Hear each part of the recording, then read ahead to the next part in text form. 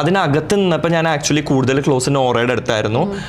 കാരണം നോറ അങ്ങനെ എൻ്റെ അടുത്ത് ബിഹേവ് ചെയ്തിട്ടുണ്ടായിരുന്നു ആ ഒരു ടൈമിൽ. നമ്മളൊരു ഗ്രൂപ്പിലായിരുന്നു. എത്രത്തോളം ഔട്ട് അതിൽ പുറത്ത് പോയിട്ടുണ്ടെന്ന് എനിക്കറിയില്ല. നോറ രാത്രി കിടന്നുറങ്ങുമ്പോൾ കഥ പറഞ്ഞു തരാൻ പറയണ, എന്നാലും ഉറങ്ങുള്ളൂ. അപ്പം നമ്മളൊരു ക്ലോസ്ഡ് ഒരു സ്പേസിനകത്താണ് നിൽക്കുന്നത്, ഒരു വീടിനകത്ത്. അപ്പം നമ്മുടെ അടുത്ത് ഇത്ര അറ്റാച്ച്ഡ് ആയിട്ട് ഒരാൾ പെരുമാറുമ്പോൾ ഒബ്വിയസ്ലി നമുക്കൊരു അത്ര ഒരു ക്ലോസ്നെസ് തോന്നും.